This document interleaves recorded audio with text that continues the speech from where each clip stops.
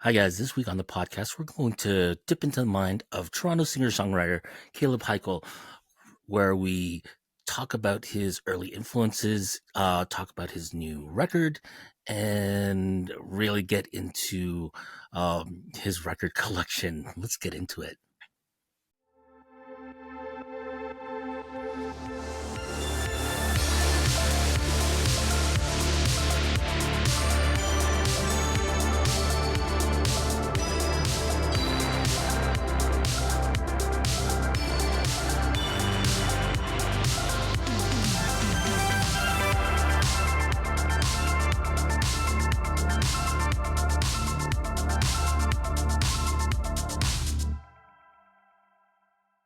Hi guys, this is Rannie from the Vinyljunkie Podcast, and this week on the podcast we have a singer-songwriter from Toronto who has just released a new record. My mind is like a radio. Welcome to the show, Kaleb Hikele. Hi, Kaleb. Hey, How how are are you you? doing? Not too bad. Yeah, So we you got a got new we record got a out? lot of we got a lot of records to talk about. I'm sitting in front of my collection, if you can't tell, so I'm like fully prepared. Awesome, awesome. So you obviously didn't grow up in Toronto. Let's get into a bit of your origin story. You grew up in St. Thomas, which is just outside of London. It is, yeah, yeah. It's about half an hour of a drive. I even lived outside of St. Thomas for a lot of my life, especially my um, very informative, special teenage years where I was becoming a musician and a songwriter. Mm-hmm. Um, I definitely wasn't born like it. I was born to start playing piano and classical music. And I spent the first 10 years as a musician in St. Thomas. From the time that I was like 5 or 6 years old, I started taking classical piano lessons. Okay. Uh, my parents put me into the system to learn Chopin and Bach, and so I, from a very young age, was playing music, but I wasn't writing. I wasn't creative yet. I was learning the form, and I also sang in a show choir. So I was very dramatic as a Yep. child. Like I was like going to recitals and dressing up as like a crab and singing something from The Little Mermaid when I was like 8 or 9 years old. Do you have any Um, footage of that? Oh, there's video, there's pictures, there's yeah. And that like theatrical um part of me and my heart was with me right up until I really started to pursue this singer-songwriter thing. Like in high school, I was in the plays that we put on. I was in a play called Rock Show 79 that my drama teacher, Ron Hickel, wrote. And then I was Jesus in Jesus Christ Superstar in grade 12, um, which was amazing. Like I loved it. And to be honest, it kind of was like the beginning of me learning how to sing falsetto. Like it was one of the first times that I had to learn how to sing falsetto to be able to sing what the dude from Deep Purple sings in the 70s movie. Yeah. Um, so It's yeah, so funny. like that, In my high school career, I did Godspell. there you go. Yeah. Yeah. Like, and that's the thing. Like I, not only did I sing all of that kind of stuff, but I loved it. Like we're taking my mom to go see Les Mis in a couple weeks because we were raised on it. Yep. Godspell as well. Joseph and the Technicolor Dreamcoat. Like we we were raised on cassette tapes of Broadway musicals, and I could sing and dance. Me and my sister could sing and dance along to most of them. Um, So and your so your there was folks your folks at a young age kind of saw this musical potential in you. Like I guess you showed some really early interest for them to put you in piano and kind of follow that track, or was uh, that something that they kind of foisted on you? no, not forced. I mean, like it was that when I was really young, the practicing wasn't necessarily my forte or really my shtick. Yeah. I like played by ear. I really like to play the piano, but to be honest, like even as a grown adult and an experienced, if you would say, like accomplished musician, I can't sight read very well at all. My partner Jess can sight read 100 times better than I can, and it's just that's never been my way of carrying myself as a musician. I play with my ear. I listen. I can pick up a chord progression and jump in and play along and improvise. But if you give me sheet music, I'm literally nervous. I'm scared and like I'm incompetent. Because I listened to so much music when I was a kid. I guess it like soaked in, right? So yeah. I mean, my parents basically put me into. I think the beginning of it really was that my mom was taking vocal lessons from a woman named Sarah Asselstein, who is the beginning of my life as a musician. She is the music teacher that taught me how to play classical piano. She is the music teacher that ran the choir in St. Thomas called Kaleb, who I'm still best friends with some of those. And here's my dog squeaking his toy. Hey, Bear, come here. Come here. You want to give me your toy? Okay. So he might make some. It's okay. Mine's over there. So yeah. So basically, like my mom was taking vocal lessons from Sarah Asselstein. Or sorry, no, I'm getting this wrong. My mom was taking guitar lessons from Sarah Asselstein, from my music teacher. I think she was trying to get some help on how to play an instrument. She wasn't necessarily a musician, but she loved music. I think she was trying to do vocal lessons, but was kind of asking for guitar. And I remember my mom had a guitar. I wish I still had that. And then it was kind of a like, oh, well, my son's 5. He loves music. Maybe I'll give him some piano lessons. I think that's how it started. But honestly, like I was 5 years old. I don't really remember it exactly, but as far as I know, that's the story. Yeah. And my dad was a firefighter. He loves music. He loves musicals, but he isn't a musician. He can't sing at all. Yeah. So yeah, it's kind of funny. Like, I wasn't in a household where my parents were musicians per se. But I was raised on music. Yeah, and so then fast forward to my friend in grade 7, I think. Zach Buck came along. He was a drummer who lived in Lyndhurst, which is the little community outside of Toronto. Outside of St. Thomas. Bear, you gotta stop squeaking your toy, buddy. Okay, do you want to go lie down? Romy's at my feet now because she can hear the squeaking from the toy.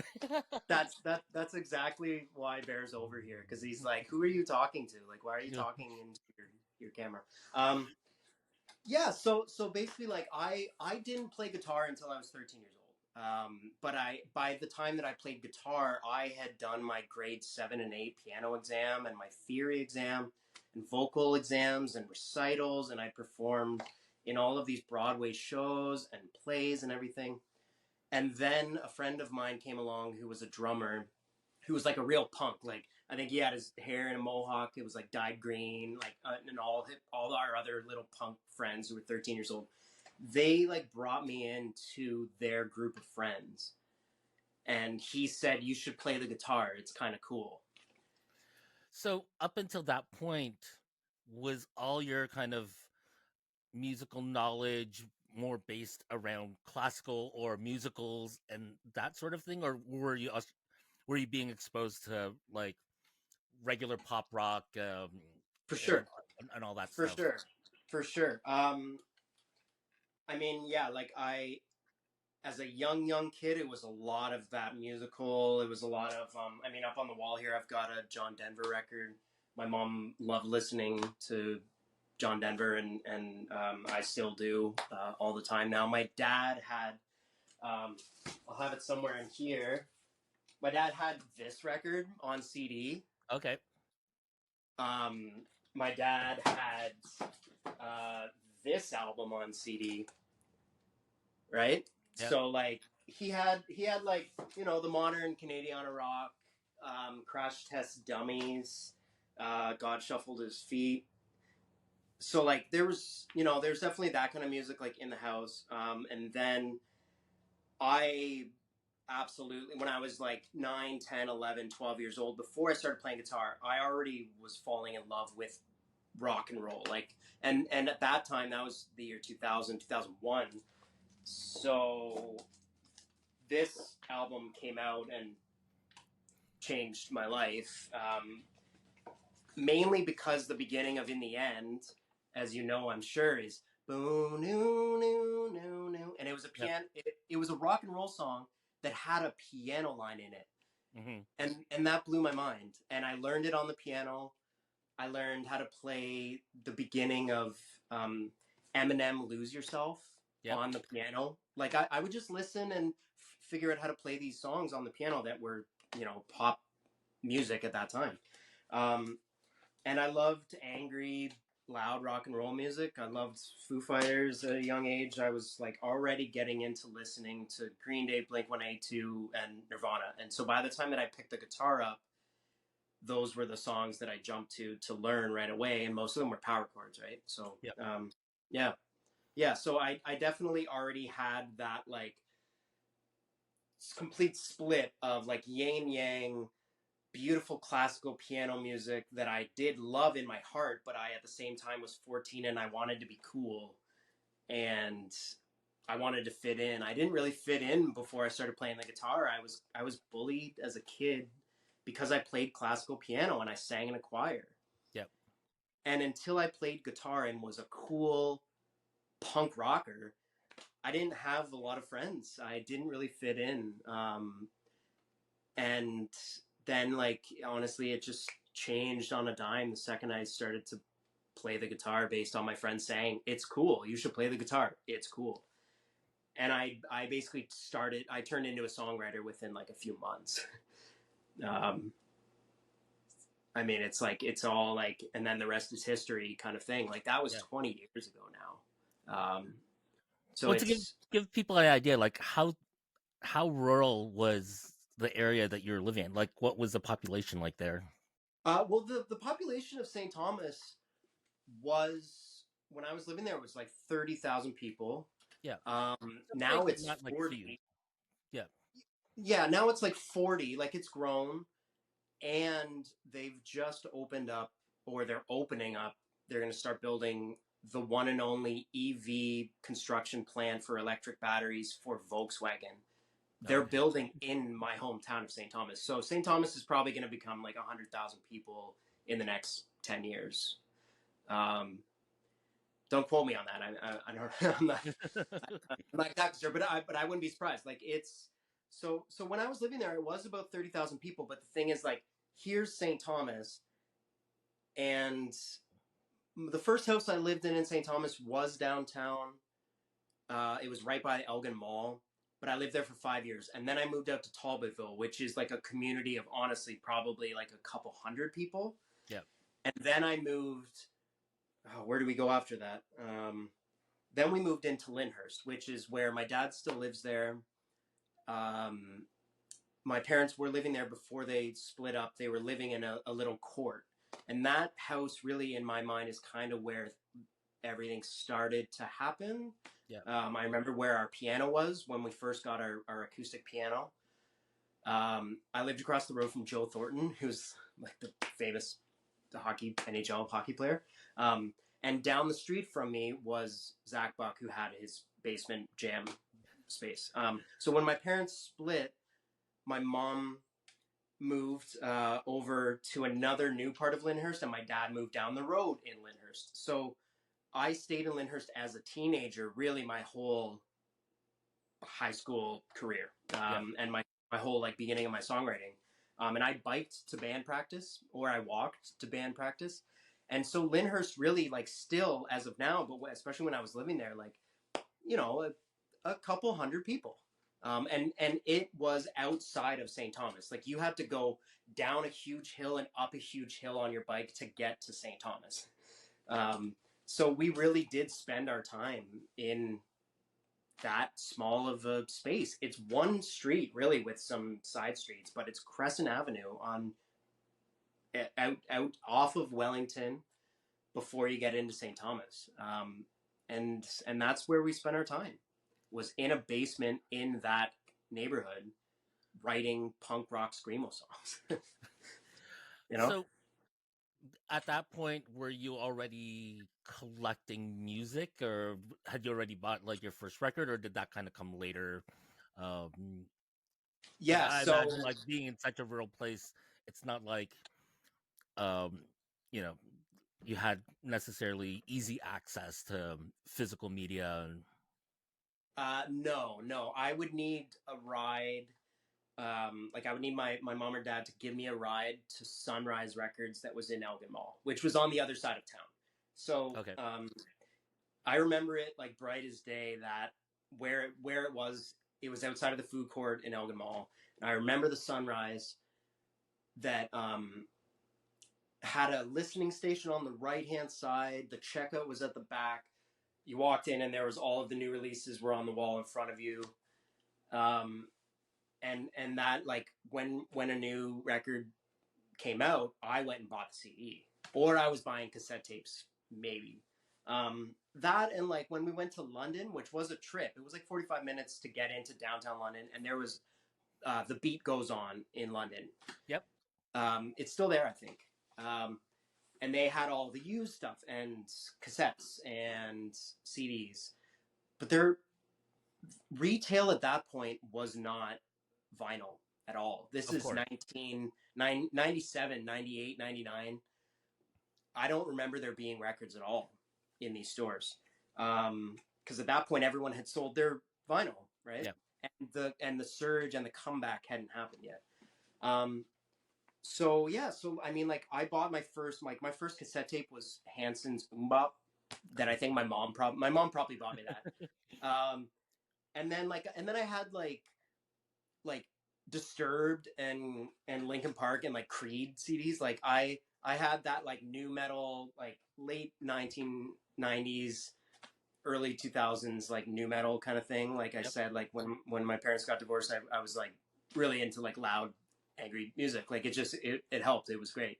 And it's how I started to kind of fall in love with rock and roll vocals a bit too. Yep. Like, I mean, Chester really did, it just blew me away that you could sing like that you could sing that, like not beautiful vocals, but beautiful like in a way.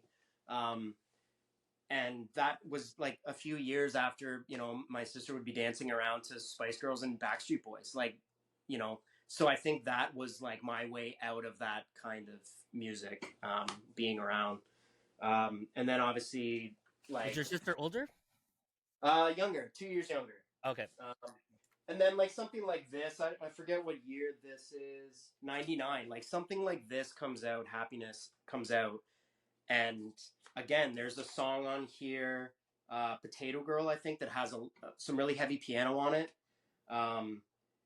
The beginning of this record still like, take these plastic people, read their lips, now let it linger. Like I can sing along to this record. Like, Yep.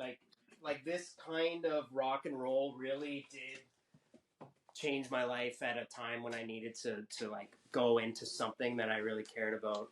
And my first concert was Our Lady Peace in London at the new Budweiser Gardens.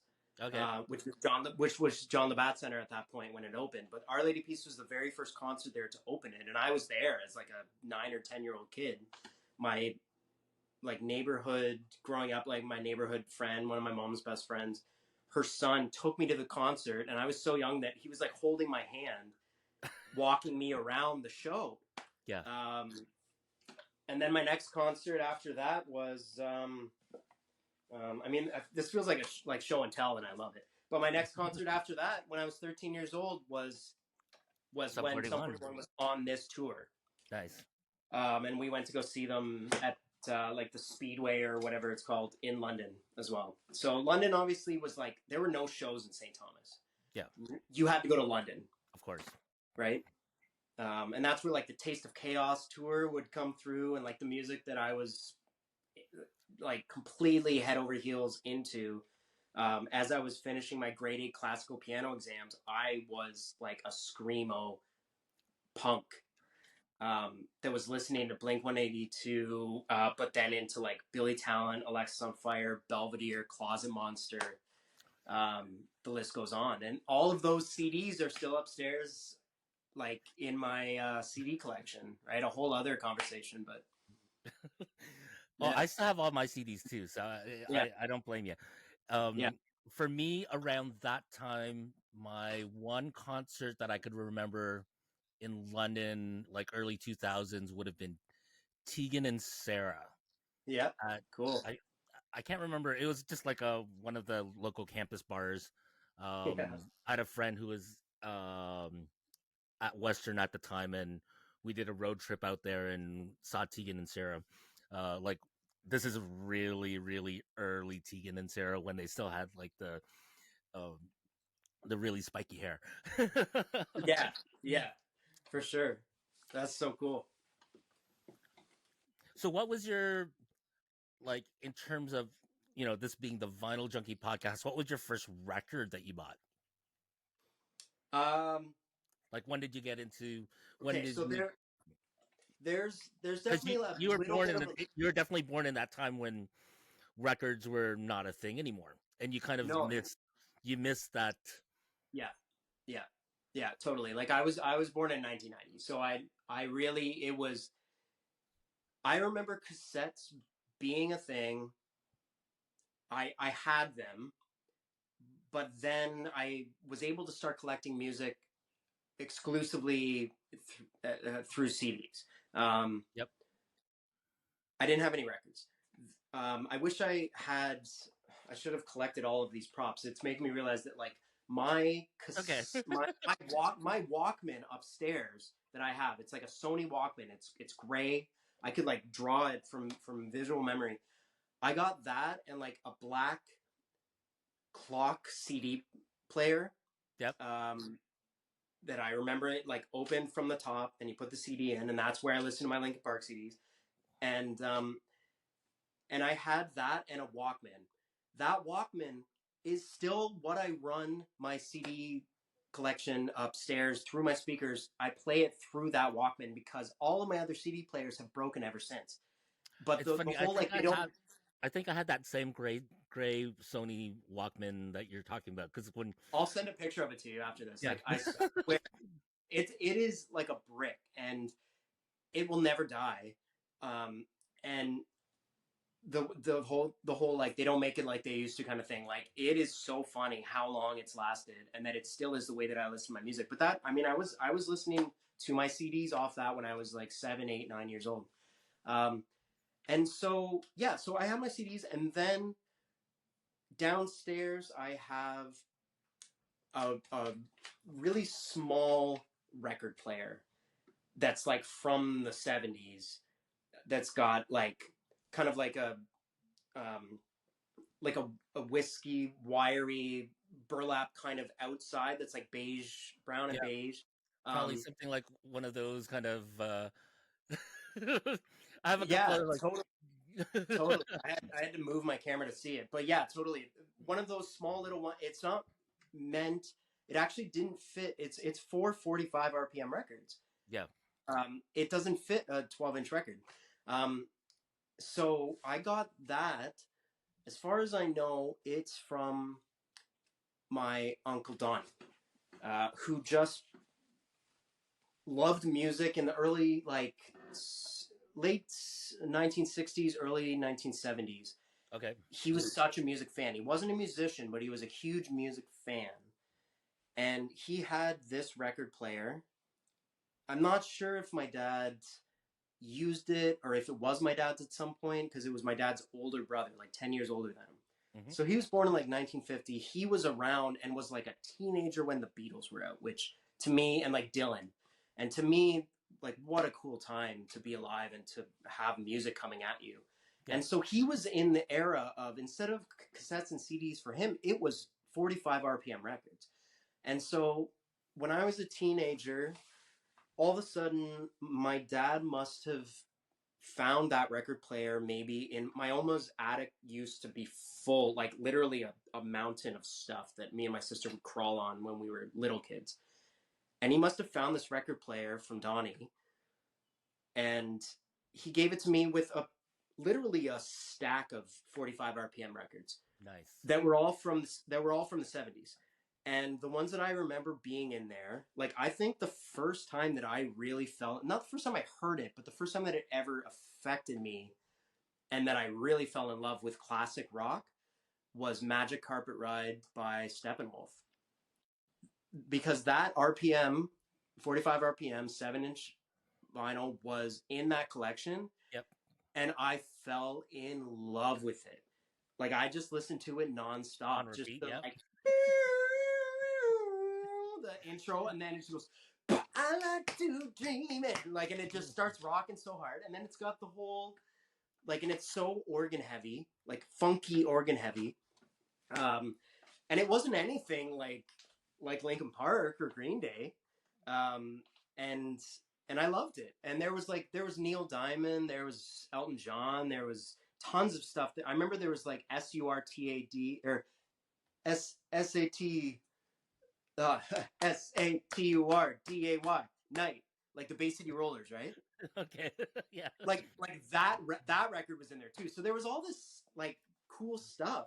Yep. There was like all of this funny pop and rock music from the early 1970s. And so honestly, that is for me the beginning of like my experience with vinyl. Like I thought it was so cool. I had it right at the front of my room where I had set up like my drum kit. I was like 15, 16 years old in my dad's basement with like a drum kit set up, a electric piano set up, my stereo set up with like 4 speakers around the room. And this 7-inch vinyl record player was like right at the entrance. And I would put the needle down and play Magic Carpet Ride. And I just thought it was the coolest thing. But I don't think I bought a 12-inch vinyl record until I moved to Toronto when I was 18 or 19 years old. Okay. I kind of had this like 7-inch vinyl collection.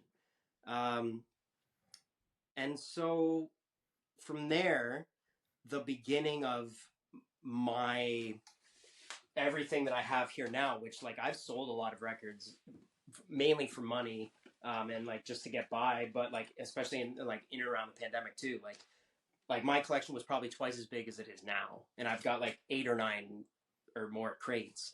But the beginning of me having a record collection really is all thanks to my friend Dirk Boone. If Dirk is watching this at some point, what's up, Dirk? You know that I'm going to shout you out because like I've never met a guy who. Bear, what are you doing? What are you doing? Do you want to come say hi to everybody? Here, give me a hug. Yeah. Oh, What's up, buddy? Hello. Look at him. He's so cute. Okay, but you can't hit the stand that the camera's on, okay? Because it's gonna fall over. Do you want to lie down? Lie down. Lie down. Can you hear like his nails clip clopping? Yep. Okay. Good boy. Officially the second dog that's been on the podcast. So Good. That is Bear the dog, my beautiful, beautiful red lab. Okay, so Dirk, I met Dirk in Seneca College. We went to an independent music production program at Seneca College run by the great John Switzer. I lived up at York University. This was my first step out into the real world outside of St. Thomas. I moved to York University campus and was going to Seneca for like a 9-month program to be a songwriter. Like the program literally is to learn how to record your own music, how to send your own press releases out, what radio promotion is, what royalty systems and streams there are. yeah, that's pretty amazing. Like they kind of gave you the whole package of yeah. And that's where I learned how to run Pro Tools and how to record my own music. Before that, I was recording my own music already, but on like a in the box system called a Bose BR1600, where you recorded, you mixed it, and then you burned it on a CD, and that's how you got the master. And I made 3 solo albums in high school on that, and a band EP. Like I was making music, but through like the worst quality of it happen though, right? You know, well, you've got to learn, and like you've got to do it. And so I went to Seneca and met Dirk on like the first day we met each other. He was wearing like a black band t-shirt, like same way that I am right now. And I think he had like a really cool goatee at that point. Okay. And he was just like a metalhead. Like he was like a rocker. He was a metalhead. And I loved him. I fell in love with him right away, and he loved me because I was just a weird little tiny little kid from St. Thomas, and he came from like outside of like Omimi, I think, outside of Oshawa, in and around that area. So we came from like two completely Orono. different. Probably Into Orono. oh, jeez. Omimi is near north of Barrie. If it was outside of Oshawa, it probably was Orono. Yeah. Oh, Dirk's gonna have to comment on this in the comment section below. But yeah, so like essentially, we met each other and became best friends right away. I'm not even kidding. Like I started going over to he lived off Eglinton, and I lived all the way up by the college. So I lived in a room that literally was like the size of like where my record collection is now was like the size of my bedroom. So he never came over to my place except if we like sat on the balcony that I had outside of my room. But essentially, I had like a room in a house with 10 rooms. So he never came over to my place. I always went over to his apartment where he lived with this guy who like did not socialize with us at all. He would only come out of his room to like cook hot dogs in the microwave. And then he would go back in his room. So like Dirk basically lived like on his own in this really nice big apartment with this big couch, and he had all these cool music DVDs, and we would just watch like cool music documentaries. And there was a moment that I remember where like he had two huge crates of vinyl in his room. And there was a moment where I was flipping through them. At this point, I didn't have any records myself. And I'm flipping through his records going, this is so cool, man. And then I picked up this album out of, bear with me, it's in here. I have this alphabetized. I'll show. I do want to give you a tour of how I have my collection set up. So I've got this. Oh, nice. Here. Yep. So I picked this up, and because it doesn't have Pink Floyd written on it anywhere, and it doesn't have Animals written on it anywhere, which is the name of the album, of course. Yep. I picked this up and went, "What is this?" And Dirk literally, like, I think grabbed my shoulder and was like, sit down. And we sat down like against the wall, like in his bedroom against the wall, in front of the speakers, and he put it on and we listened to the entire record. Yep. Right away. And that's one of like a few records like that he made. Like we listened through Beatles records like crazy. We listened through Pink Floyd. He was like we were going to music college together, but he was like one of my professors in my life. He really was. Like he taught me how to like love and appreciate vinyl before anyone else did with that level of enthusiasm. Yep. And if you meet him, like he's still that guy.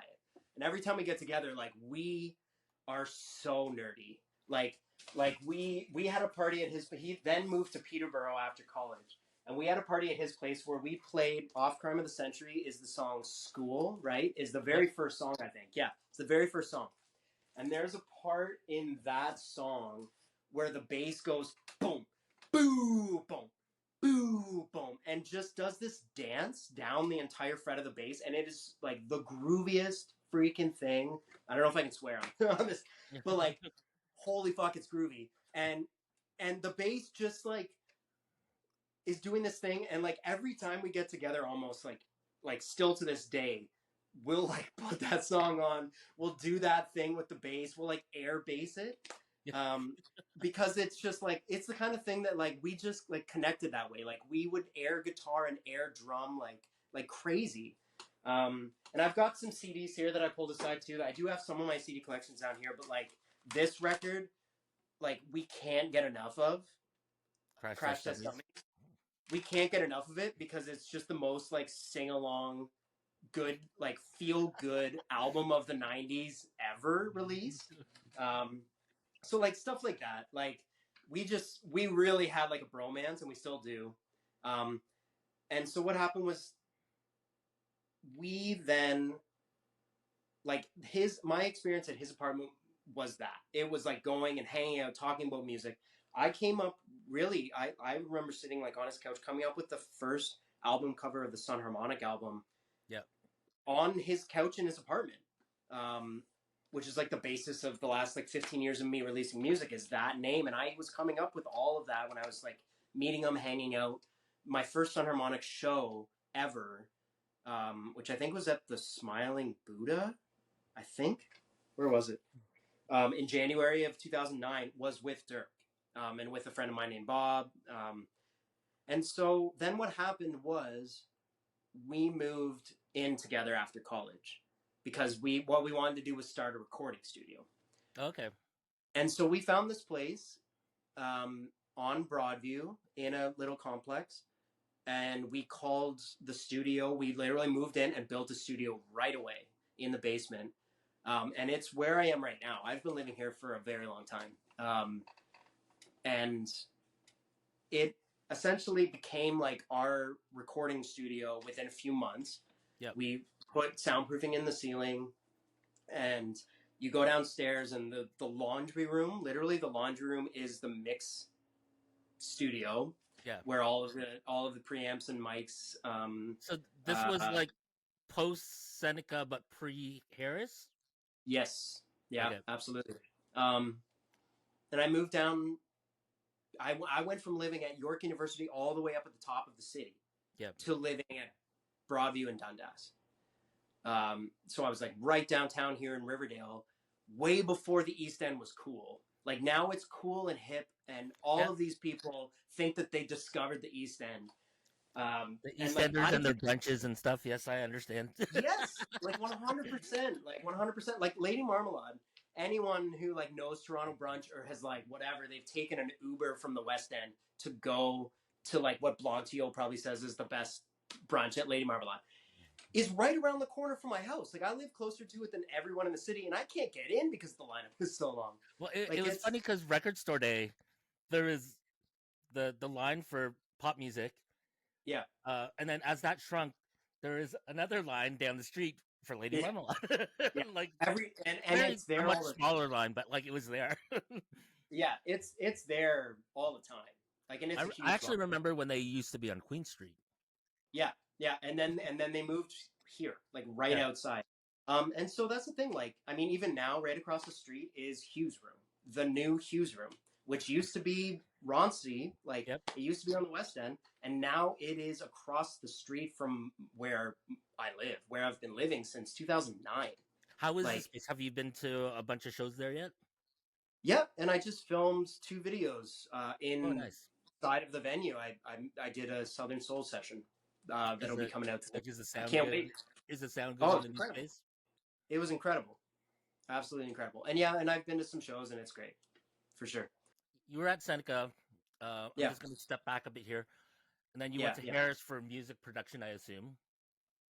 No, not even production, to be honest. Not even music production. I went to Harris for arts management. Oh, okay. Yeah. At that point, I think there's more programs now. At that point, there were 2 streams at Harris Institute. Okay. Which for someone who doesn't know, like Harris Institute is like the private music college of Toronto. Like guys from Broken Social Scene went there. Guys and girls obviously who have like gone into so many like extremely professional roles in the music industry started at Harris in like the 1990s. Like it's like 20 or 30 years old, probably 30 years old. Yeah. It's a very old school that has like basically like shot out the like today's modern music industry people. And then it's also had like artists like me go through and kind of like try and learn some shit so that we can be artists who are functioning independent artists who are like trying to grow their own careers because, you know, we don't have a lot of like TikTok followers, or we don't have a manager, we don't have a booking agent yet, and we have to do everything ourselves. Well, I mean, So at that time, it's not like TikTok was as like no, social was no, still in its very infant stages in the early like yeah, 2010 yeah. like Like Facebook was a few years in, really just a few years in. Like I started my Kaleb Hikele and my son Harmonic Facebook page when I was at Seneca. Like when I was releasing records exclusively on MySpace. Like from 2004 to 2009. yep And then Facebook comes along and I'm like, okay, sure, here we go. And I steer people over to that and invite them and to like it and whatever. Like I didn't have Facebook in high school at all. The only reason I really got Facebook was because I moved to Toronto and lived by myself.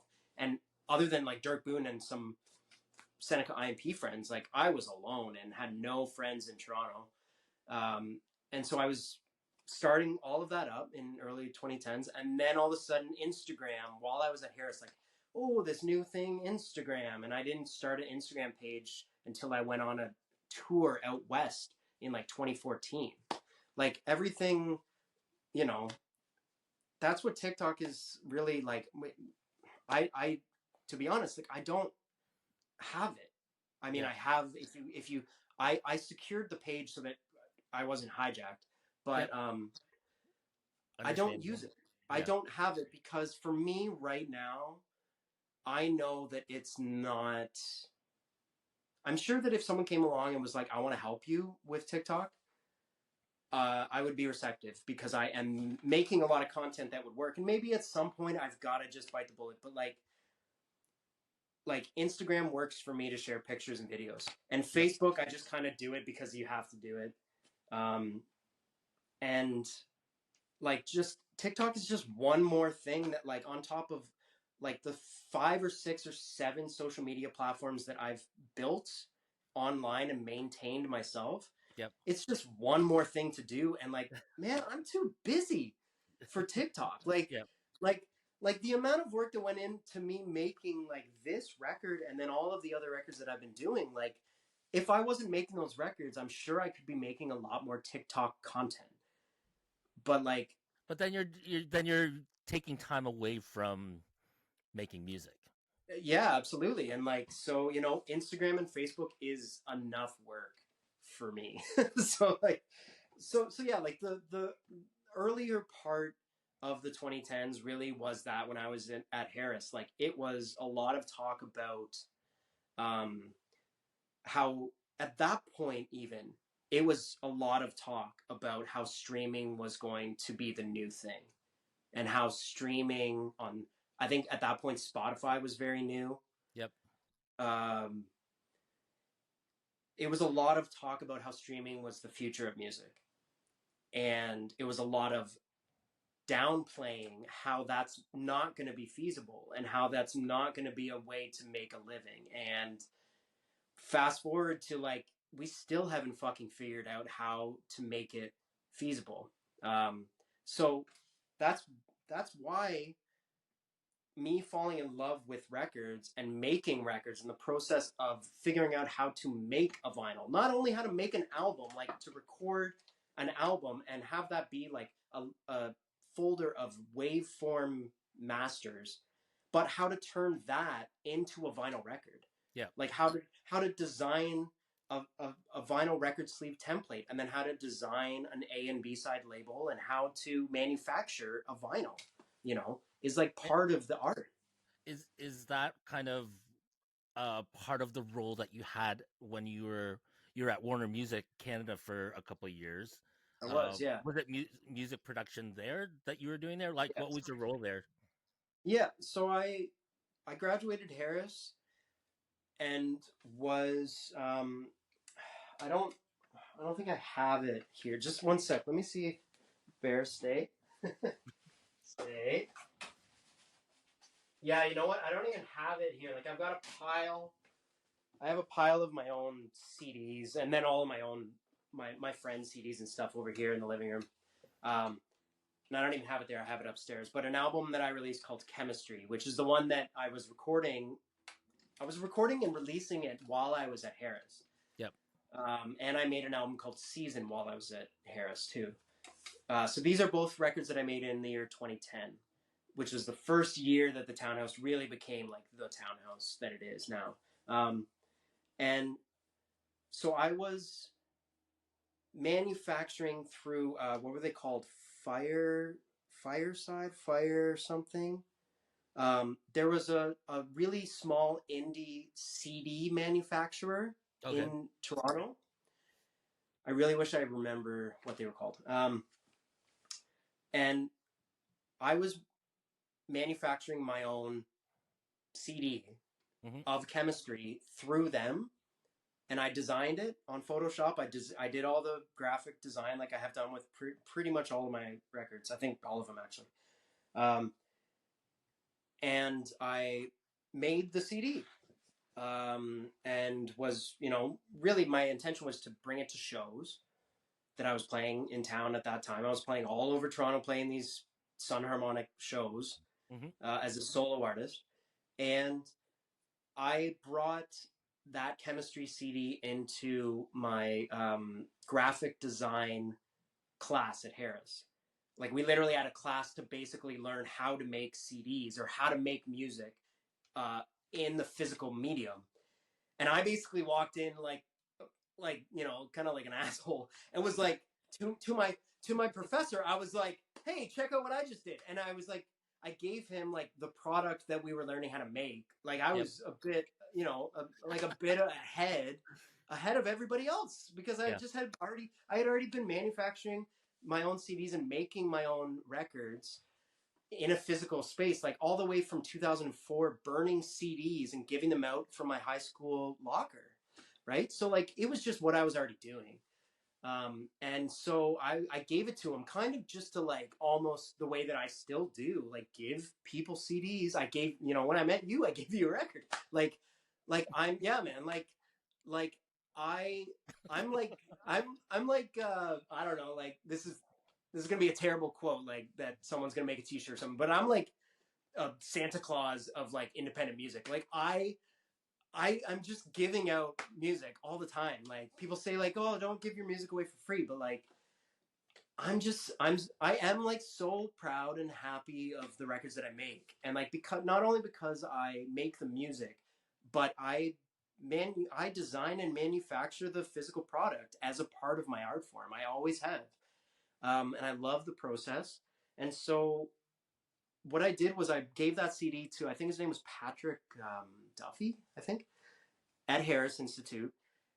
And then when I was graduating Harris, I got a phone call from him. I think it was the day that I was graduating. I'm not even kidding. Like, this has happened a bunch to me in my life. I'm not sure if it has happened to you. I'm sure it's happened to so many other people where one big thing is ending on one day.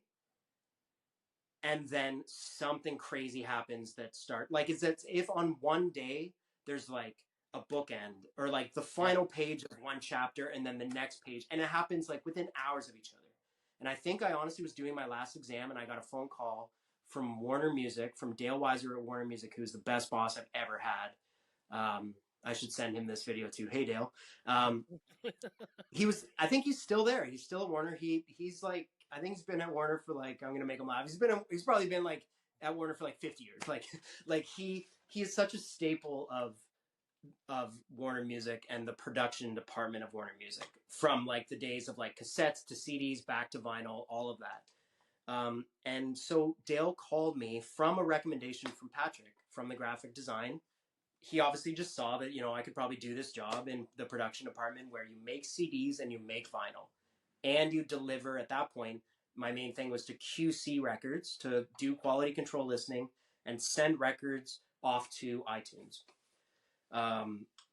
So I took that job and I worked full time when I was 20 years old. Like most of my friends were doing their second year in university, second or third year in university, and they were in school for another couple of years. And I haven't been to school since. Like I graduated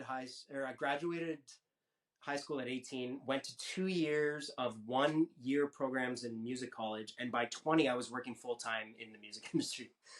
And I worked there for 2 years. And the last day, this is an example, the very last day that I worked at Warner Music was the day that I released this album called The Broadview Band. Which I have already talked about earlier. And this came out in 2012. And the day that this album was released was, do you remember the Mayans predicted the last day of Earth? Yeah. I think it's December 17th or 18th of 2012. I think. I might be wrong. But it was the day that this album came out.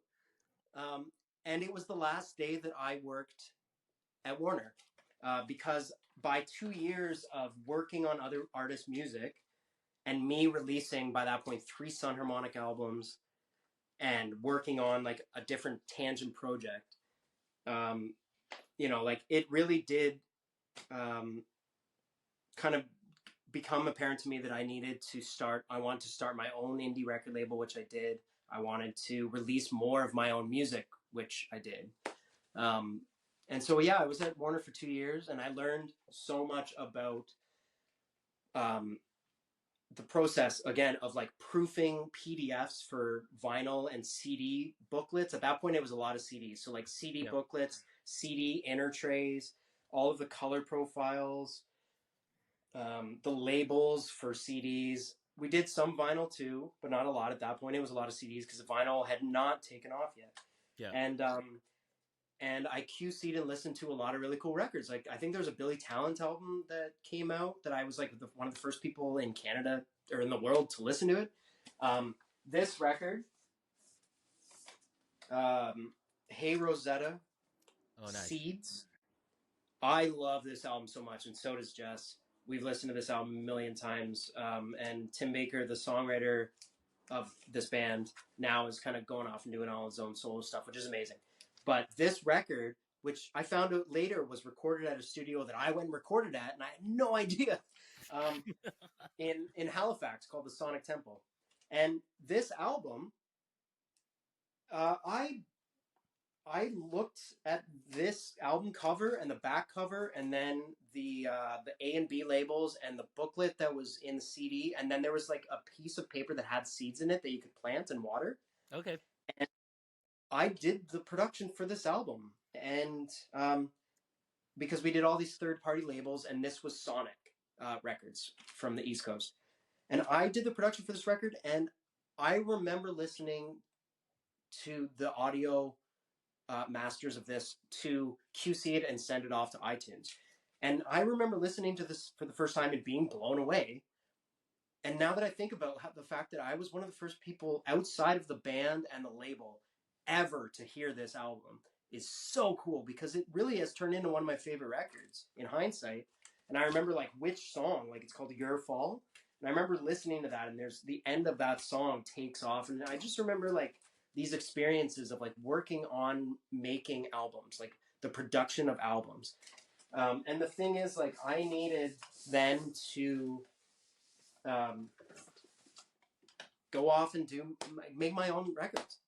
I couldn't stay at a major label. And a lot of people still say, why didn't you stay at Warner? Like that, you wouldn't have gone into all of the strife and trouble trying to be like a independent musician and running your own business the way that I did for the last like 10 years. And like you wouldn't have like financially you would have been set if you just stayed at the full-time job at the record label. And the thing is, the desk job for me was not where my heart was. Mm-hmm. I know it's not for a lot of people, but especially for me, sitting there on like dozens of songs that I had written that I couldn't record because I was too busy working at my desk job. And so that started on like another whole couple years after that of me running my studio down here like it was a full-time job. Yeah, and then from there, I mean, like next question, I forget. Like I keep going off on tangents because like I can just talk all day about like about music and about like all of this stuff, you know, like it's so interesting in hindsight. Like a lot of it was so painful, right? Like a lot of the experiences were terrible and they were really painful to go through, but like it all was the right choice to make. we're we're like well over time, but I do want to get into the new album, Yeah, and your let's keep tour going. Yep, and whatnot before we kind of close things off. Um, yep, so your new album just came out. You're about to go on tour, yep. um, but I understand that like this album, you had an album that came out last year called Spring, Yes. which are some of the same songs, yes, or They are all the same songs. they are all the same songs. They are mono mixes. It is the first time that I had mixed in mono. It largely is entirely inspired by Motown, and early 60s recordings, 50s, 60s recordings. I mean, before whatever year in the 1960s, every recording that was ever released or that you've ever heard by Billie Holiday or Louis Armstrong or, you know, orchestral recordings, anything had to be released in mono because they hadn't invented stereo yet, which stereo is the separation of a left and a right speaker. So you Yep, can go and pan things from left to right in your yep, headphones, whatever it is. Before that, it was mono recordings, which are dead center. The right speaker and the left speaker play the exact same thing, which is super cool because then you can't use panning to mix and to mix well. You have to use volume, EQ, a lot of EQ, reduction and cuts of EQ to make things fit together because essentially you're trying to fit like this sound behind this sound. And then you want to put this sound of the vocal in front of it. And that literally is like how crazy mono mixes are.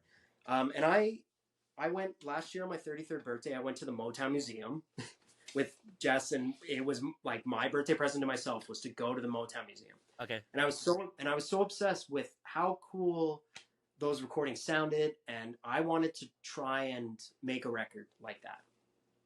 I didn't have the material yet, so in about sometime in May, which was the spring of last year, I woke up the night after I played a show at a restaurant called the Joni in Yorkville, which is a really fancy restaurant that I was like not fit or suit to perform at. But I played a really fancy gig in a suit.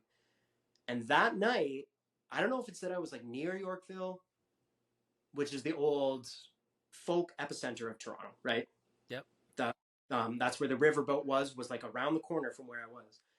That night, I woke up at 4 a.m. with a song in my head, and it was called already in my head was already called Mind Like a Radio, and I was singing My mind is like a radio, and in my mind I was picturing myself singing it as the front man of a soul band, and like I was Otis Redding with a band behind me, and I was sweating at the front of a stage of a small club, and I was singing My mind is like a radio, and it's got this like boom boom four to the floor Motown rhythm to it. Yep. And it was 4 a.m. I had it in my head, and I swear I kept writing the song while I was lying there in bed, and I couldn't get it out of my head, and I thought, this is really catchy. And I didn't go back to bed. I didn't go back to sleep. I couldn't because the song was in my head. And at that time I was working. I work in healthcare still, but at that time I was working in the kitchen, and I went to the kitchen at 6:30 in the morning. So I was awake for 2.5 hours writing this song, and I wanted to go back to bed. I was actually really annoyed that I couldn't go back to sleep because I had to go and work a double shift, which was 6:30 in the Oh morning, no. 6:30 in the morning to 7:30 at night was a double shift in the kitchen. Um, and I went to work with that song in my head, and I came home with that song like almost finished. And I'm pretty sure on that day, it's a bit blurry, but I think on that day I also wrote the song All Day, which ironically is about working all day, working 9 to 5, 5 to 9 all day. Um, and that song talks about a 12-hour workday. whereas the kitchen actually was like a 13 and whatever hour work. Like it was absurd. So basically, like what happened was I started writing without planning to do it. I started writing the entire spring album in the spring within the next 2 weeks. And I wrote the entire record in my head. I didn't write any of these songs with an instrument in my head. I wrote them in my head. Every single one of them was while I was working. One of them was while I was working at Pop Music, actually. I don't even know if I told Derek that, but I had a shift where I had a song in my head. I remember it like very clearly singing it while I was in the bathroom because it was the only place I could sing to myself and singing out loud. And it's the last song on this record here called To Say Goodbye. It's like a really sad, slow soul song. That's actually about my Uncle Donnie, who, rewinding all the way back to the 7-inch record, he passed away. And I wrote that song for him. And I recorded it a year after he had passed. And so what I did basically was I wrote this entire record in my head. I wrote it and then even recorded the album by the end of the spring. I finished the recording of the record on the first day of the summer. Now, is this kind of like the normal process that you go through, or no, not at all. Not at all. After I wrote one or two songs in my head, to be completely candid and honest, I hadn't written a song in about 3 years. I was in like the worst dry spell or curse or writer's block. Like I don't really believe in writer's block because anytime that I've felt it, I've just thought, well, I don't want to be writing right now. To be honest, like during the pandemic, I wasn't inspired to write really. I ended up writing about a lot of stuff that happened during the pandemic after the fact, but I didn't write a song, honestly, for about 3 years. Yeah. And then I wrote this entire album in about 2 weeks. And it just like flooded in.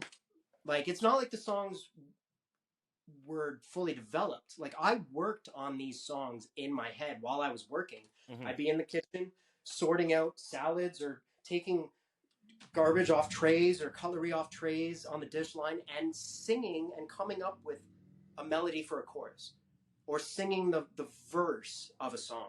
And then I would take it home and write the lyrics down and then try and pick up a guitar and figure out what the chord progression was. But it was all written like that. And once I wrote one or two songs, and then I think the next day I wrote another song, and I wrote like 5 songs in 3 or 4 days. And then I thought, holy shit, I haven't written a song in 3 years. I thought I never would again. Yeah. I was kind of scared. I didn't tell anybody that. I wasn't talking about that.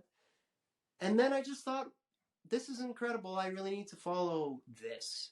And I need to maybe strike while the iron's hot. I was already working on 2 studio albums that I still haven't finished.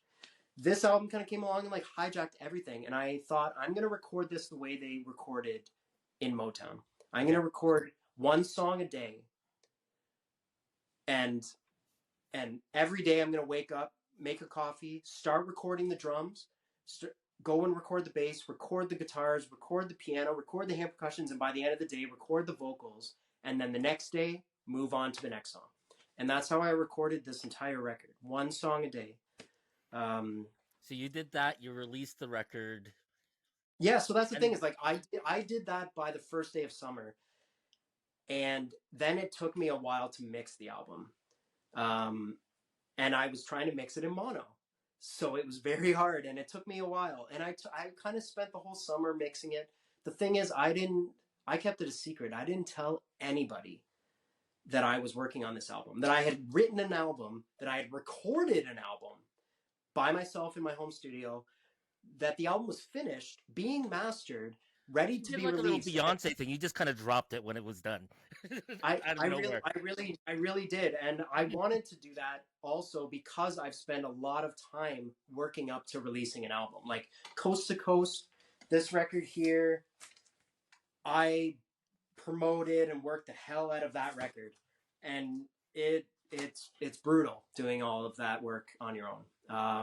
And I want to do it entirely different. I just decided I'm literally gonna just drop this. I did it on Bandcamp first, and then I did it on streaming. And I just posted one day, "Hey, my sixth Sun Harmonic studio album is released today. It's called Spring." And Spring kind of references the way that it was recorded, the way that it was written, all the same way, the way it was recorded the same way, which is then a continuation of this series. This is my album called Winter, which was all recorded in the winter, written in the winter, and written on the piano specifically. So I thought I would continue that series with this Spring album. But what happened was I dropped it, I released it, and I immediately was kind of fallen into a very serious funk. Some stuff going on with personal family matters almost immediately after I released the record, which I put like my heart and soul into.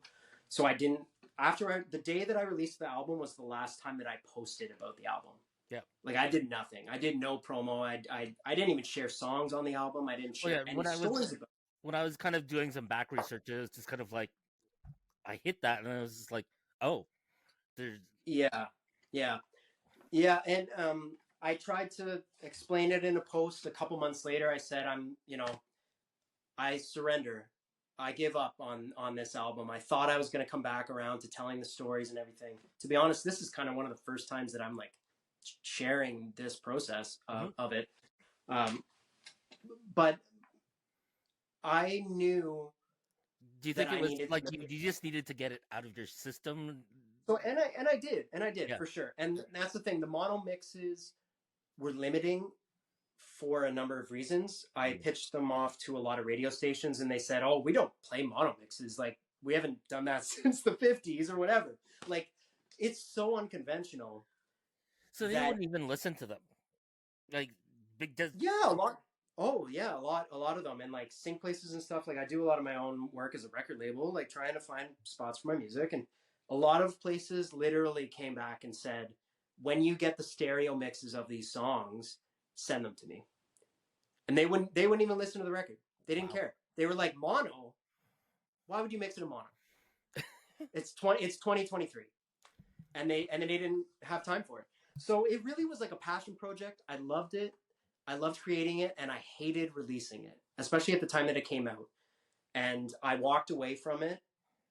And since then, I had made the decision really to separate the Sun Harmonic and give the Sun Harmonic to my rock and roll band, and to turn the Sun Harmonic into a rock and roll band. So Spring was released as a Sun Harmonic, but then I decided I am going to mix these songs in stereo. I'm going to give them a new track listing. I'm going to give them new intros. Every song has a new intro. Any of the songs that were faded out have a new outro. But then I decided I'm going to release it as Kaleb Hikele, because it truly is a Kaleb Hikele album. There's no one else on this album other than my partner Jess singing on 3 songs. Other than that, it's me. And so I just decided I'm going to do this. Like, I'm going to go off solo and do this. And the band is going to take over the Sun Harmonic, and we're going to be a rock band. And I've got 2 records I'm working on now that is a solo folk album and a rock and roll band album. And the rock songs are like Foo Fighters, 4 to the floor rock and roll. And I'm so excited.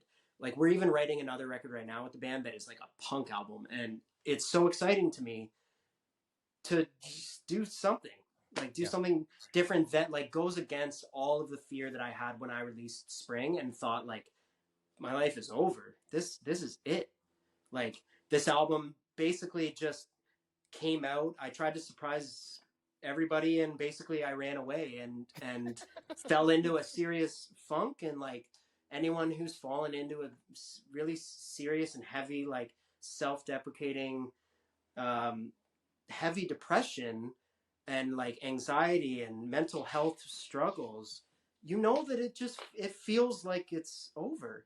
And right now I have goosebumps, like you telling me, like, because I've been through a similar journey.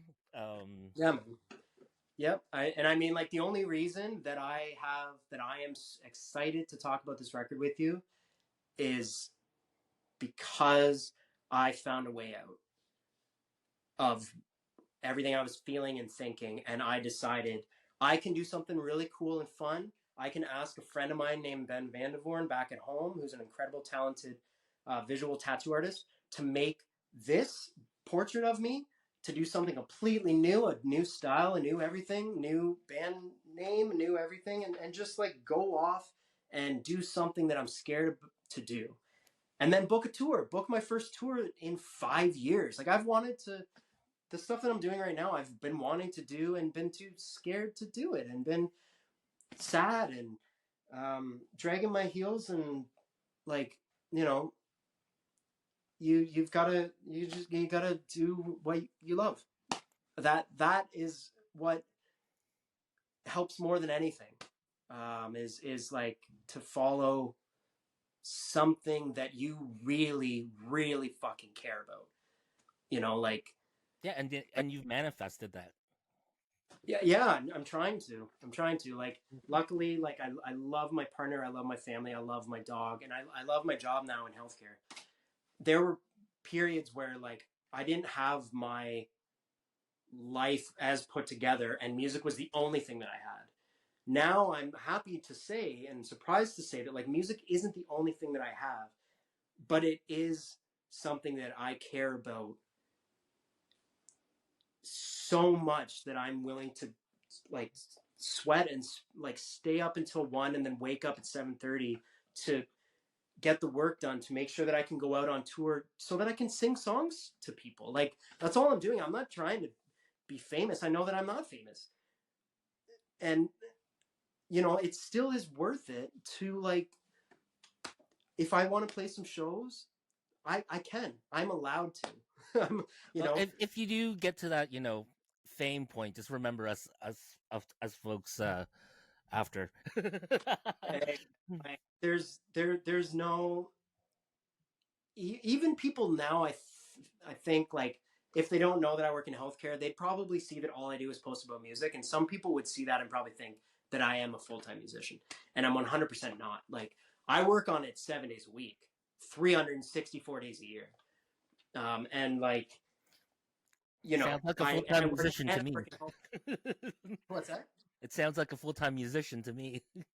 Yeah, full-time musician who's also like a full-time healthcare worker, and I work 1 day a week in a record store where we met. So like, you know, anyways, so basically like, you know, the one thing I definitely want to do is point out a few records that I pulled out here.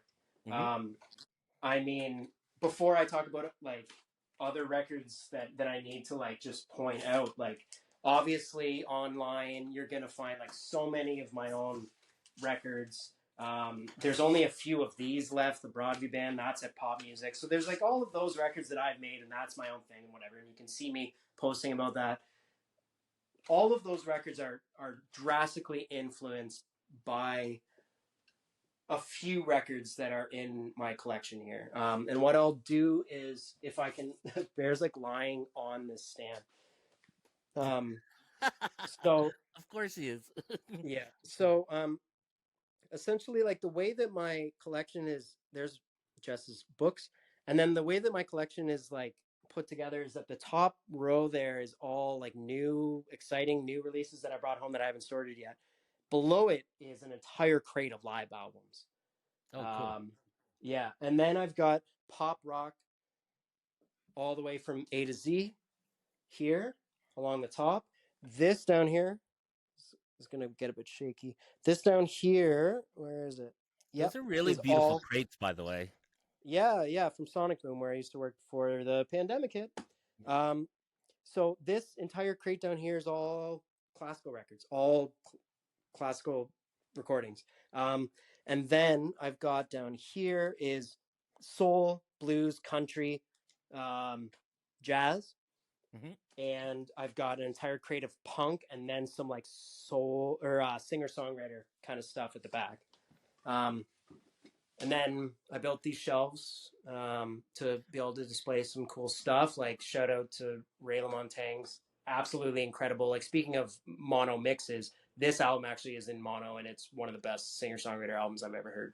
That Beck album is one of my favorites. It just sounds Which one? The Hives?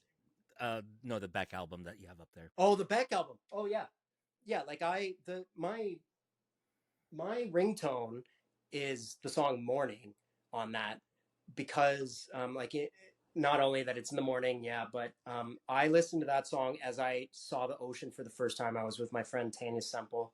We were on tour and we were driving up the Confederation Bridge going to PEI on tour. Oh yeah, I've done That that album drive. was on.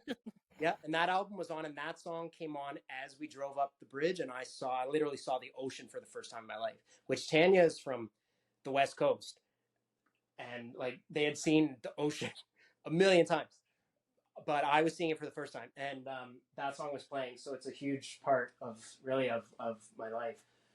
Did you This say record like on the you top, crossed the Confederation Bridge like first thing in the morning? it was in the morning, yeah, yeah, And it's funny because I had the exact same, minus back playing in the background, but like yeah, the exact yeah. same experience. Yeah, and so these two records here are from Pop, which if you haven't been to Pop, go to 345 Broadview Avenue. I painted the shelves in that store. Like I was a big part of helping Derek make that store a reality. Pop 2.0. It's super cool. So these two records are from there, and they're awesome, awesome records. The Hive's new album, super rock and roll. Then Lord Jane Grace is this just like she's from Against Me, incredible trans punk activist, and this record Hole in My Head is so exciting. I love it so much. And then from there, Regina Spektor. Um, so it's like every crate has its own thing. Like my live albums, this I bought in Kensington. Paul Simon live Ryman. It is one of the coolest shows to sit back and listen to ever. It's mostly him solo, but then he has this like West African singer group with him, Urubamba. And I've listened to this live album so many times I could sing along the whole thing. And it's got my favorite recording of American Tune on it, which is one of my favorite folk songs ever. how Stuff do like you that, and like how Gordon do you decide Lightfoot's. what goes into your collection? Because it sounds like it's very purposeful, like not just anything kind of Yeah. ends up in that collection. How do you decide what gets in there? What makes the cut? I mean, a lot of things that have been cut are, say, ones that I know I already have a CD copy upstairs. A lot, like I doubled up a lot when I was younger and excited, and Yep. then when shit hits the fan and you need the money, you go through and you start to try and sell some records. And I chose, then to keep records that like a record like this. It's like an old friendship. I know that I literally have so much history taking the record out of this sleeve, putting it on the turntable. Um, a record like this that I bought. Sometimes it's like where I bought the record. Yep. I couldn't find this album for so long. I worked at a record shop that had a million albums coming through, and I could never find this album that's recorded at Massey Hall, which is where I worked, where I met Jess, where I played a song live on stage, and that I have a raw recording of on one of my albums. And I couldn't find this album of Gord playing at Massey Hall until I went to Aurelia, where he's from. And then I went to a record shop and they had 5 copies of this album. Oh my god. you know? So like stuff like that. When I was working at Warner, I either worked on or just purchased this album through the label. It's beautiful Neil Young bootleg type recording that they officially released. That's him playing the Harvest Moon album, and it's Yep. such a beautiful show.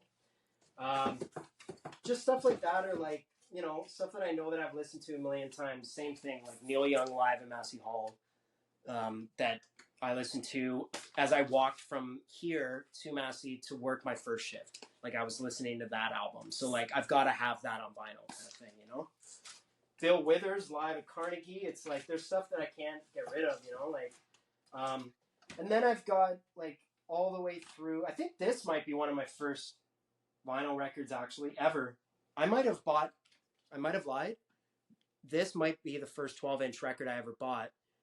because it's from Attack in Black, which is just like this amazing short period of a Canadian punk rock band that What is happened it? before. Sorry, can you explain what the record is? Yeah, it's called The Curve of the Earth, and it's like super indie folk rock. Came out in 2007 through Dynalone.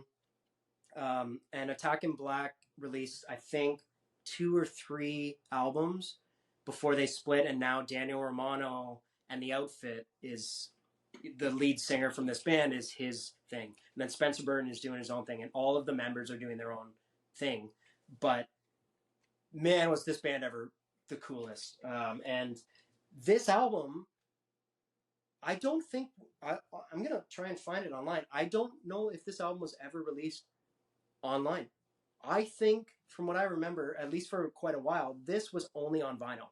And I think that's why I bought it on vinyl at one of their shows, probably before I even had a record player, because I just saw this record was there. And then they released an album called Years, which is incredible. But yeah, I mean, like from there, like I've got like new albums that came out that I bought the day they came out. Say like Black Keys Brothers. Like I remember going to Sunrise downtown Toronto on Yonge Street the day that Brothers came out. Bought the vinyl, came home, went, sat on the couch and listened to the entire record front to back. But so I've got like those records, but then I've also got like just a solid collection of the old time, just classic staple records that you need. Like I don't have every Led Zeppelin album, but I have my favorites, like Houses of the Holy, and I mean others. I'm not off the top of my head, not gonna be able to name them. Revolver, like just like whatever. I've got those records. Sure, I've got those records, but like my favorite Beatles related albums that I have are All Things Must Pass by George Harrison, Ram by Paul McCartney, Nice, and John Lennon's John Lennon and Plastic Ono Band, like, you know. And then as I flip, like, there's just certain records, like every time someone walks into pop music and they ask what album should I have, I say this album. I go and grab this album and say, do you have it? Have you heard it? You need this album. And this pressing, I've got like a really nice European for audio listeners, it's it. Jeff Buckley. Jeff Buckley's Grace. It's the one and only proper studio album he released before he tragically drowned going for a swim in the Chicago River, I think. Or I know that's how he drowned. Chicago River is what I remember it being. It's a terribly tragic ending to like the most beautiful soul of man. And I have learned how to sing. I've continued to take vocal lessons by listening to this album and singing along with this album. It's absolutely life-changing, like a record like this, right? And yeah, so like, you know, like I've got that, just like these older records that when I was like going around in bargain bins and stuff, like say something like this, like when I found out that Richie Havens was the first guy to ever perform at Woodstock, I went out and I loved his voice. And I went out and looked for every single Richie Havens album I could find. You know, it's like little pockets and bubbles of like influence and inspiration. I should say, I think you asked at some point, what's the first record that you ever bought? And I don't remember. Other than that, that might be the answer. The first record I ever bought and brought home to the townhouse ever, 100% was this album. It's called Tumbleweed Connection by Elton John. And it is my favorite. Honestly, like I'm going to listen to it like right when I hang up on this, because like I get so excited when I remember how influential that record was. Like when that record came into the townhouse, it like started a whole new journey of me building a record collection. And I think I bought it up on Danforth at Mike's Music, it was called. It's not even open anymore. And I bought that record and brought it home and listened to it a million times. It's his third solo album, and no one knows it because it doesn't have any big hits on it. Yeah. But it has songs that he plays live on it a lot. And I went to go see 2 of his shows in the final tour. and he plays songs from that record still live, and because they rip so hard, like because they rock so hard. um, those songs being off the top of my head, like there's like Burn Down the Mission. It's gonna be, I mean, staring at all these records, it's like all of a sudden you're trying to remember like whatever, but there are songs on that like, again, I could air piano, air bass to, I could sing along every word, because it's just it's so special, you know. And yeah, so like, you know, it's mostly that. It's like a record that I listened to a million times at Pop Music when I worked at Pop Music on the old Gerrard Street location. Yep. This album and the Yola Walk Through Fire album, I listened to every single time I went in for a shift there. I put it on because it was one of my favorites. And so those records I will never sell. Like they're just a moment, a little blip in time that like was so influential, you know. And then like the punk crate, for the most part, the punk crate is me just either buying new punk albums that come out or buying like a record that, you know, I learned like guitar riffs off of, you know, stuff like that. Or when one of my favorite bands ever is the band Thrice. The members of Thrice came through Sonic Boom when I was working there. Oh, Two wow. members of the band, Tepe and Ed, and they came through, and no one recognized them except for me, and I was like almost crying. Like I ran up to them, and they were flipping the jazz section, and I ran up to them and tapped them on the shoulder, and I was like, "What the hell are you guys doing here? Like you don't even have a show. You don't even have a show in Toronto. What are you doing?" And they were coming from Montreal and playing a show in Detroit, so they were driving through, and they stayed in Toronto. Yeah. And I recognized them right away. I recognized the side of their faces. So I had a copy of this album called Visu, which is just like one of my favorite records from high school, from my high school days. And I had a copy of that sitting in my locker, in my little cubby at Sonic Boom. And I ran off and grabbed it. You just happened to have the record in your cubby.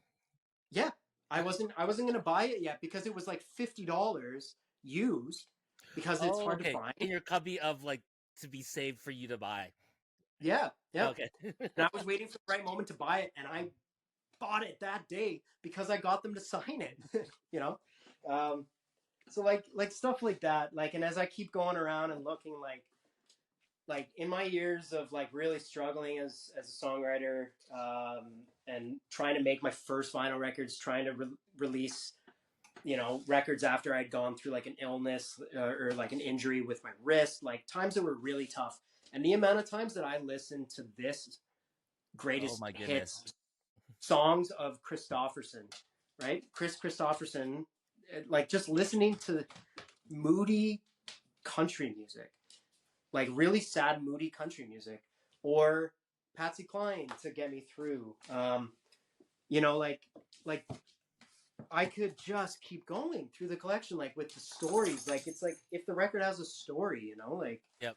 Like I just, when you find out that like this is a record, Derek, you should see if we can get this record. This is the Vince Guaraldi. Like everyone buys Vince Guaraldi at Christmas, but Vince Guaraldi, Cast Your Fate to the Wind, is an original release, original recording of Vince Guaraldi's jazz output.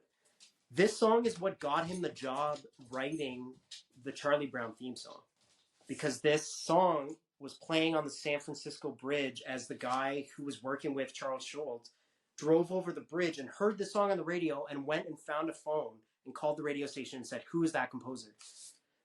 You know?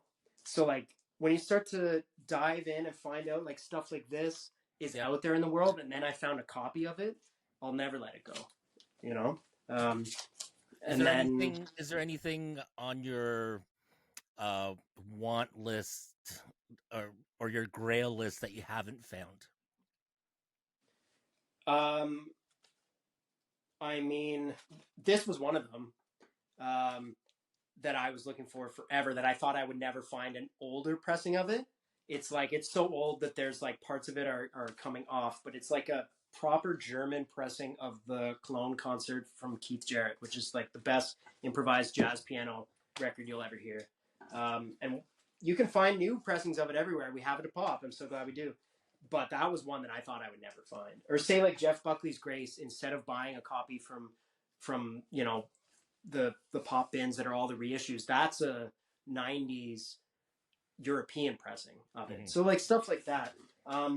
This, if I ever found this, because I doubt that they have this almost anywhere, because I don't know who would let it go, the original pressing of it. Nick Drake's Pink Moon, which is one of the most influential folk albums. Like, I essentially made an album called Season that was based on trying to make my own Pink Moon. It really was. You can hear it all through the way it's produced and everything about it. And this album is a new pressing that I have in like the best sleeve possible. If I ever found that as an older original pressing, it was made in the 70s. I don't know how many copies were made. I can't imagine flipping a bin and finding an old pressing of that. Yeah. You know, honestly, like, it's like, you know, it's, I think like there's a lot to be said about like trying to diversify the genres, but like in a way that like they don't have to be the same genre to like complement each other. Like there's something super soulful about the way that Keith Jarrett plays the piano, the same way that Billie Holiday sings jazz recordings, the same way that like that Ozzy Osbourne sings like on like volume 4 of Sabbath, like he's singing with that same soul that Billie Holiday sang with in the 30s. And so like me having my metal section beside or above my soul and jazz section, like even though I separate them in a way based on mood, it's not as much on like genre. Like it to me, then I can look at this whole collection and like I know that I can just start flipping and like finding those memories, like finding that when I see the cover of something and I go, oh yeah, that was a good feeling, or that is going to make me happy. Like you put on a record that you know is going to make you smile. Like this record makes me feel like I'm back in high school, sitting in a hot tub with my girlfriend, and just like relaxing as a teenager in my small town. Yeah. And like, I just love it so much. It makes me so happy I can sing along to it, like front to back. You know, and that's the thing. Like, either you find it yourself, you find these records yourself, and you feel like even though I'm not the first person to listen to Elton John Tumbleweed Connection, I feel like I've introduced that album to so many people. Yep. Because I feel proud to have found it. No one brought it to me. I found it flipping a crate, right? But then there's records like this that comes to mind. I was walking home from a party at like midnight one time, and I walked by a vinyl shop that was doing stock on Queen Street. It's not there anymore. And I walked in half drunk after a party. I walked into the record shop and said, "Hey," and he's like, "No, we're not open, but like, come on down. You can flip. You know, I can't sell you anything though." But I convinced him to sell me this record, because I walked in and I said, "What is the one album in this entire shop?" And he had so many records. "What's the one album in this shop that I need?" And he walked over and he gave me this album. It's called Naturally by J.J. Cale. And it has the one song that everyone would know from this is After Midnight, that Eric Clapton covered. After Midnight, we're gonna let it all hang out. That is on this album. And I listened to this record yesterday on Spotify. Like, it is just full of gems. And the fact that this guy who owned a record shop didn't even hesitate to give me this album as like the one album that I needed. Yeah. And I bought it trusting him. And it's never let me down. Like, I, again, can sing along to this whole record because I've listened to it enough. Like, every song call the doctor.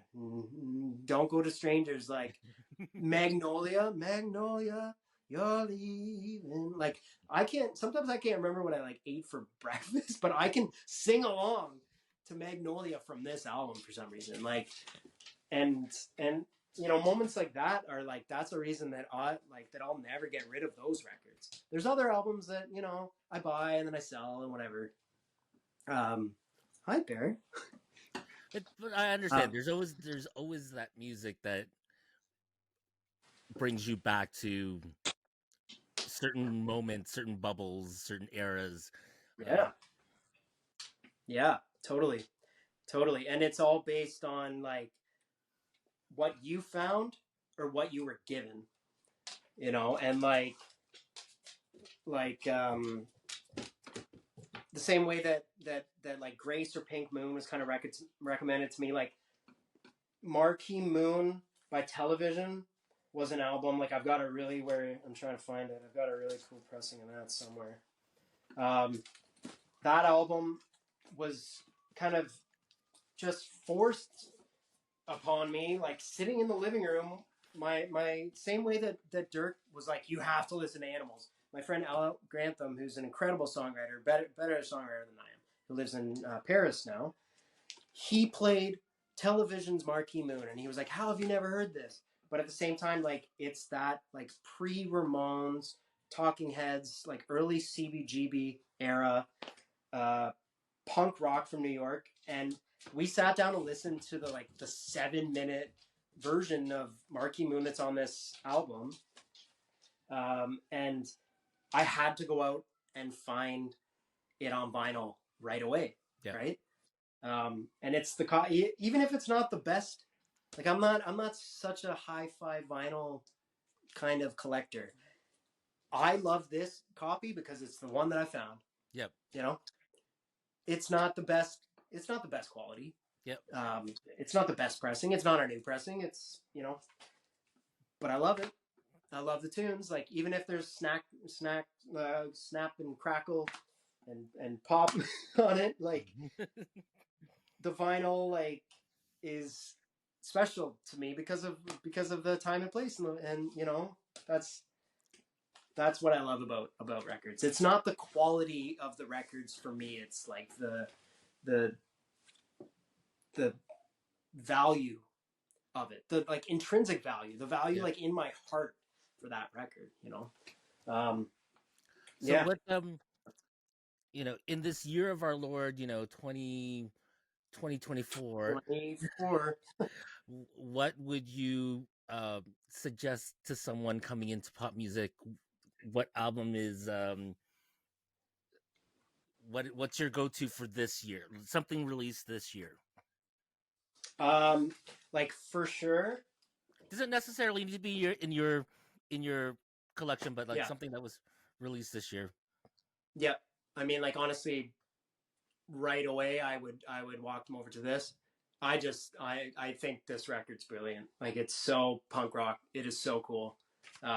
It's got such attitude and like so much life to it. I mean, a lot of the time, like, I don't shy away from. It's probably why I work in pop music. I don't shy away from taking in and listening to the most popular records. Yeah.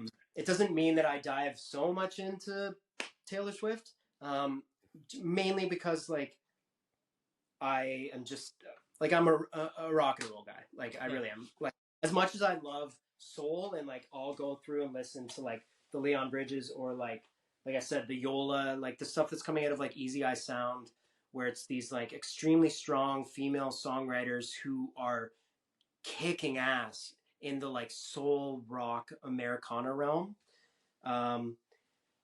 There's definitely something about how like a lot of people would say, oh, Green Day, I love Dookie, but I haven't listened to anything since, or American Idiot, I haven't listened to anything since. The new Green Day album is awesome. It's great. Like, you can sing along, like me and Ryan. Hey, Bear, are you a punk rock dog? Are you punk rock, dog? Is that what you're squeaking? Yeah. I play so much loud punk around him. I think he's a rock and roller. So yeah, like stuff like that, like people who are like, oh, I haven't listened to anything that Radiohead's done since, In Rainbows. Yeah. Hey, that's a good bubby.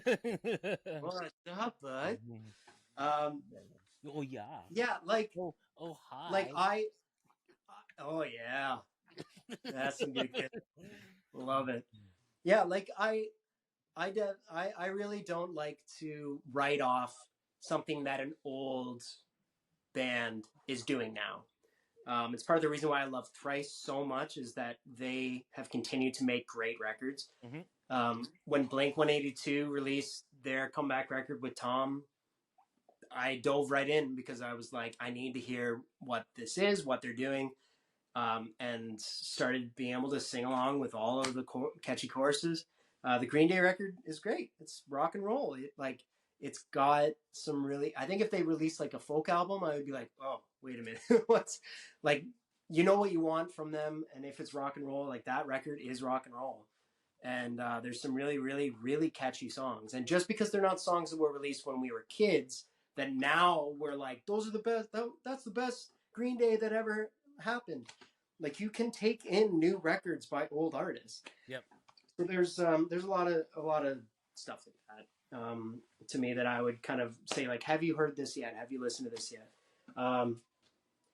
I mean, I would probably also like for certain people, depending on what they're listening to, if they come up with like a Chris Stapleton record, or they come up with Jeff Buckley, or they come up with like a City in Color record, or Sam Roberts, or like that Canadiana, I would probably run downstairs and put a copy of this in their hands the way that I did with you. Like I would say like, here's my, if you like folk music, here's my folk album.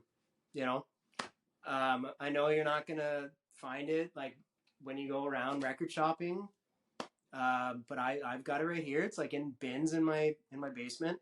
I'm gonna take it around on tour and put it on the merch table. But you yeah, can I get would it do on that. Bandcamp, right? Can you buy it off Bandcamp? Yeah. And so there's that. I can ship it to them. There's that, and then like a record that came out this year that's not even out actually yet. It's out on Friday, May 10th. Is my album My Mind Is Like Radio. So this morning I tuned in to 94.9 The Rock from Oshawa, and they played a song on the on the A side here called All Day.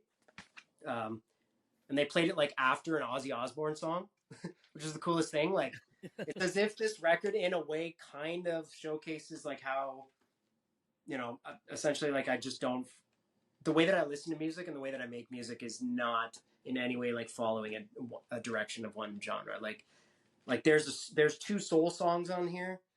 There's a folk song that I tried to make like a Gordon Lightfoot-esque kind of folk song.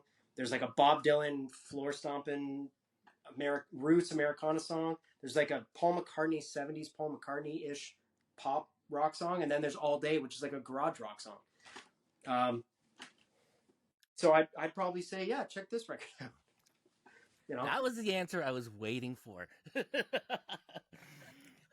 So you got this tour coming up. You got a benefit show in St. Thomas. Yeah. Which is going to benefit breast cancer research at the. Okay, you're gonna have to remind me what the the hospital is. It's the London Health Sciences Foundation. It's it's the foundation back at home where my parents live in London, where I grew up in St. Thomas outside of London. It's the Health Sciences Foundation that does cancer research, and for this show I'm specifically donating it towards breast cancer, and it's for the purpose of helping my family members, so many of my family members that have been affected by or had their lives taken by cancer, or have been affected by cancer and have received treatment from that facility. And so I'm starting my tour by raising money for them. I was at first I was like, oh, Canadian Cancer Society is an obvious choice, but then I thought, no, I want to be more local, more specific, and the foundation is actually sending some representatives to come and accept donations and hand out some materials.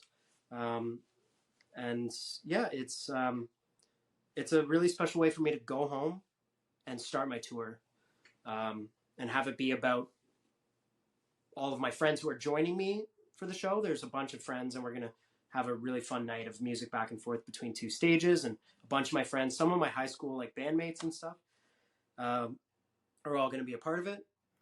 And that's on May 11th. So that's what, like, yep.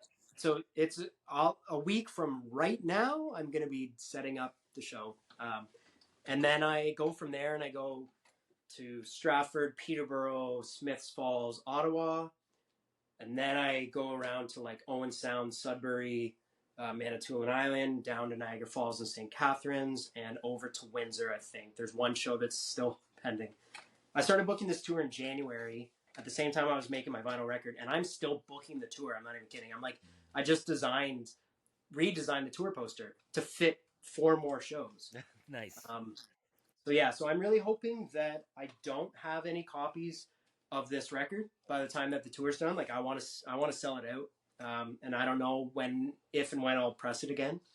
I as an independent artist, I did 100 copies right out of the plant, and so it's every copy of the record is special little snowflake. Like there's not a lot of these in the world at all. And so it's very cool. I'm working on a poster design. This is a very early version of it, so there's going to be a whole other thing. But the album cover was also designed. So the album cover itself was designed by a friend of mine named Ben Vandevoorn, but Sean Duncan, another friend of mine from home, I've paid and hired these guys as artists to make art that then I'm going to sell and try and make the money back.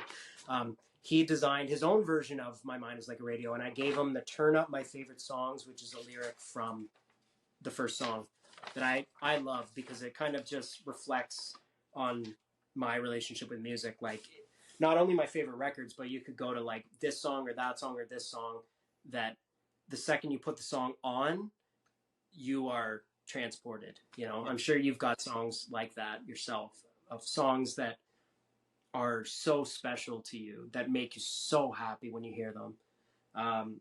And so Turn Up My Favorite Songs is like that little quote of the whole record. That little quote is what I want to like put out there in the world. So I've got some really cool holographic stickers coming, and then a poster that we're making.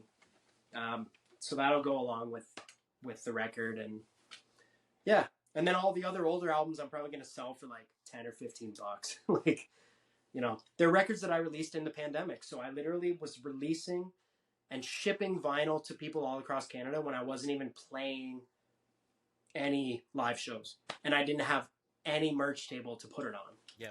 But I was still pressing the records and picking them up with my mask on. And, and now for the first time in a long time, I'm taking those records on tour. Like, it's crazy. Awesome. It sounds good. It sounds like it's going to be a very fun spring into summer for you. I think so. Yeah, exactly. So where can you've really done your research, man. I appreciate it very much. Where can people find you online? Don't go to TikTok. So you can find me in 2 different places. You can find me as a solo artist as Kaleb Hikele on Facebook and Instagram as Kaleb Hikele. But then my band, my rock and roll band, and the stage name that I've had since 2009 is the Sun Harmonic.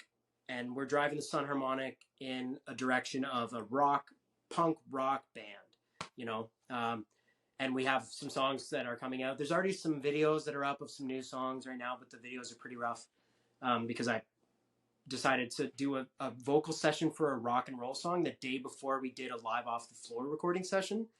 And I literally didn't have a voice. By the time we started our live off the floor session, I didn't have a voice to begin with, and then I sang for like 4 hours straight.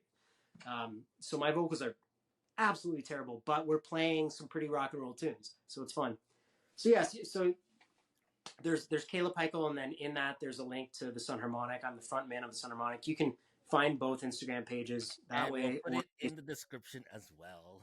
Yeah, and then I love Bandcamp. Ever since Bandcamp has come around, I've been a huge user and like supporter and supplier of music to Bandcamp. Mm-hmm. So I have like 5 or 6 Bandcamp pages for all the different projects and records. So there's like the Broadview Band and there's King Snake Crawl, but you again can go to kalebhikele.bandcamp.com to find the new record where you can buy the vinyl. Or there's the Sun Harmonic Bandcamp, which has like 17 releases and tons of other stuff, like most of my music that I've released recently. This is the first Kaleb Hikele album proper that I've released since my 3rd solo album when I was 18 years old in 2008.